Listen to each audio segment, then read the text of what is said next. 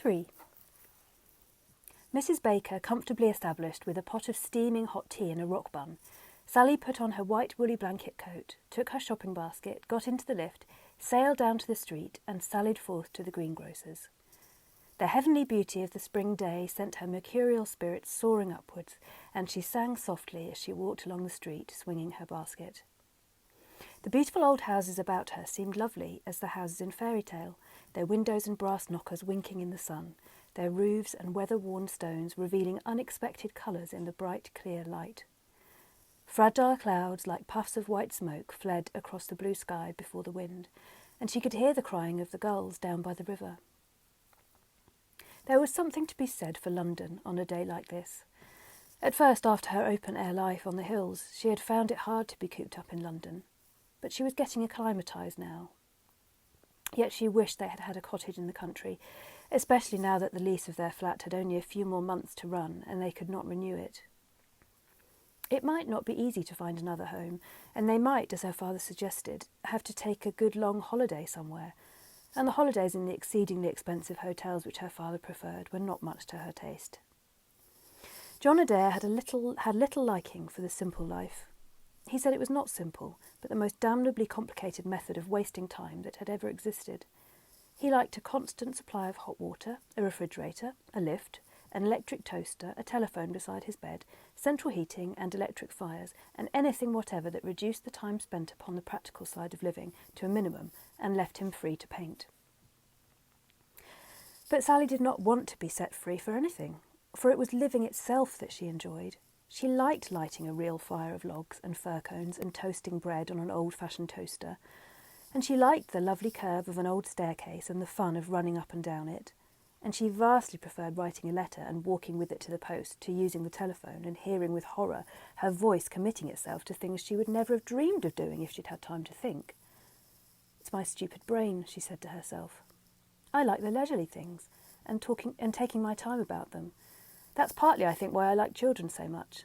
They're never in a hurry to get on to something else." But in spite of her dislike of hurry, she quickened her pace. It was always round about 11 that the 5 children and the Pekingese were in the greengrocer's shop, and she was late this morning, and if she did not hurry, she would miss them. Her luck was good today, and she did not miss them.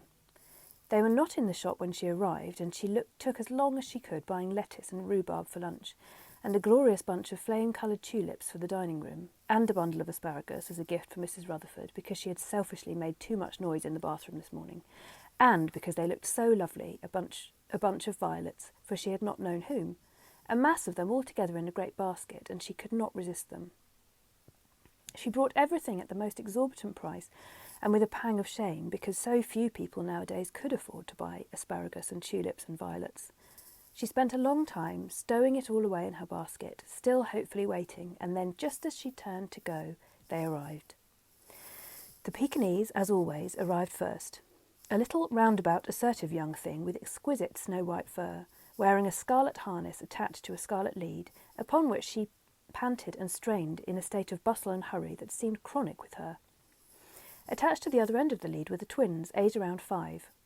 They were beautiful children, and Sally, whose acquaintance with 5-year-olds was not as yet intimate, would have given all she possessed to have them for her own. They both had dark, softly curling hair, and the little girls cut as short as her brothers, dark eyes and small yet strong bodies. The boy was the sturdier of the two, with red cheeks, eyes flashing with extreme wickedness, and an impudent grin. The little girl had only a faint rose colour in her cheeks, but her eyes were just as wicked. They always wore the most enchanting clothes, smocks or jerseys of honey colour, jade or cherry, kilted skirts or knickerbockers of nut brown or turquoise blue, and some loving and careful person had always seemed to look them over very carefully before starting out, for there was never a button undone or a hint of anything showing that should not. Sally guessed that this loving and careful person was their older sister.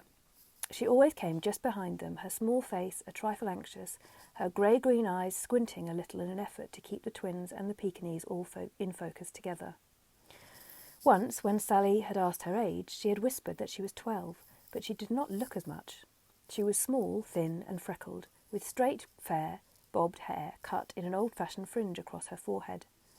She wasn't pretty, but she had delicate precision and charm that were very captivating. In her pale pastel-coloured frocks she was like some fragile flower, a sweet pea or a wild anemone. Sally had the feeling that she was beset by many fears, but was not in the habit of mentioning them. At least not in the presence of the brother next her in age, who would certainly have laughed at them. Of all the children, Sally liked this brother least. He was in his middle teens, tall and dark and amazingly handsome, rosy-cheeked and bright-eyed as his little brother, so brimful of laughter and vitality that his presence struck one like a blow in the face. Sally was sure that what he wanted in life, that he would get. He would be jolly and kind to those who did not oppose him, but ruthless to those who did.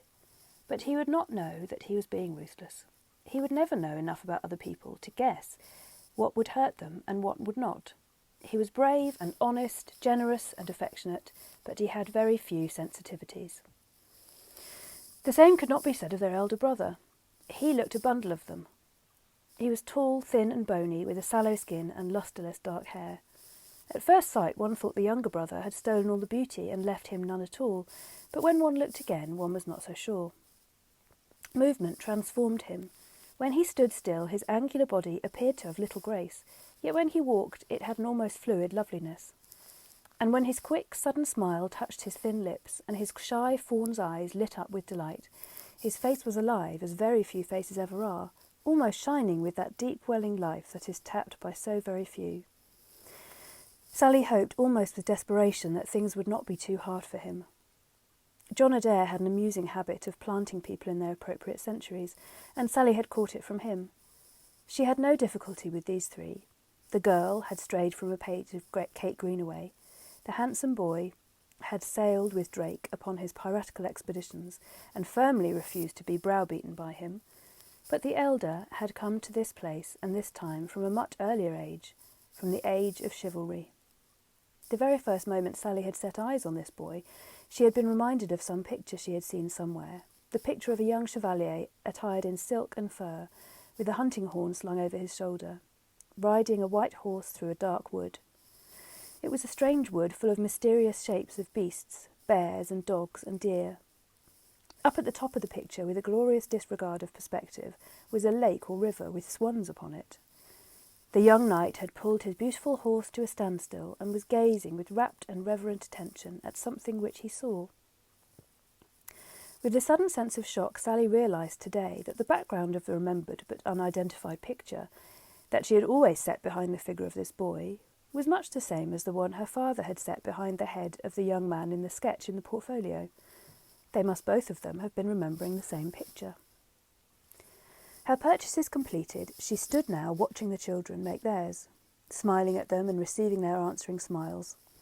Though she saw them almost daily in the holidays, she had never yet asked them where they lived or what their name was.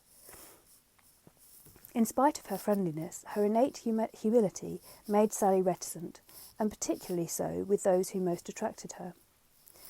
She could not ask them questions or force herself upon them. It would have been a sort of sacrilege. Before loveliness that called forth her love, she was reverent and shy, not taking, but asking wordlessly that she might be taken. The children, naturally, were unaware of her inhibitions, and they regarded her as a hoary grown-up, not as old as mother, of course, but getting on. That they loved, even worshipped their mother was obvious. It was always for mother that they seemed to be shopping. They chose with care the crispest lettuce for her, and they asked repeatedly, and generally in vain, if there wasn't just one grapefruit for her. The elder boy, whenever he had any money, seemed to spend it all on flowers for her, and he would look longingly at the grapes that only millionaires could buy. Today they bought lettuce, received with sorrow the customary information that grapefruit was said to be on its way but wasn't in yet, and then as they were about to go, their eyes were caught by the great basket of violets. They turned out their pockets, but there was nothing worth mentioning in them. The dead mouse in the little boy's pocket and the skeleton of a rabbit's head in the pirate's pocket were doubtless interesting relics, but of no commercial value. Even the eldest boy, who possessed a handsome hogskin purse, searched in vain. "You shouldn't have got mother that book on the ballet," said the pirate. "She wasn't in the least interested." His tone was unconsciously brutal, and the chevalier flushed. Not so much at his brother's tone, Sally thought, as at the memory, it evoked of his mother's lack of interest in what possibly interested him intensely. She dived into her basket and came forward quickly, the violets in her hand. "Please will you take them to your mother?" she said. "I think I just bought them for the sake of buying them, because they were so lovely. I'd no reason to buy them." The quick delight of a fellow feeling rippled over the Chevalier's face. That was exactly what he was doing himself, buying something just because it was beautiful, and then not knowing quite what to do with it when he'd got it.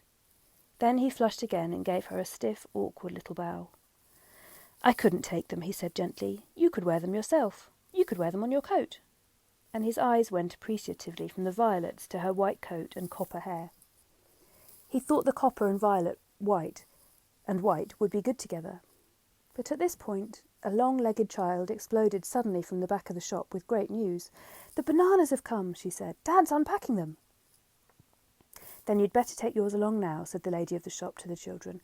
"Two to each blue ration book by rights, but never enough to go round really, so if you don't, they'll all be gone in no time. Fetch 'em along, Vi.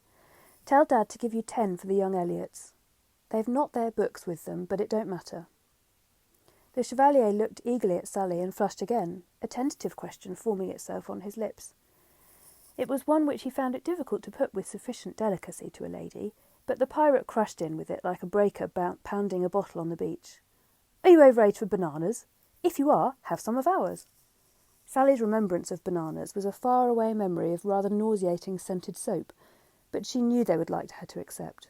"Thank you," she said. "Yes, I am overage for bananas, and haven't tasted one for 7 years. I'd like one very much." "Oh, more than one," pleaded the Chevalier. 3, decided the pirate. 1 from each of us, not counting the twins. Better not dock the twins of bananas, or there'll be the hell of a row." "I'd rather just have 1," said Sally. 2, said the pirate, a master of compromise, and the bananas at this point appearing, he took them from Vi and dealt them around, 1 each to the Chevalier and Kate Greenaway, 2 each for Sally, himself, and the twins. "Thank you very much," said the Chevalier as he took the violets. "Thank you. Mother will—" "Mary! Mary, stop it! Hi, Mary!" Mary, the Pekingese, had perceived a mongrel over 3 times her size outside in the gutter.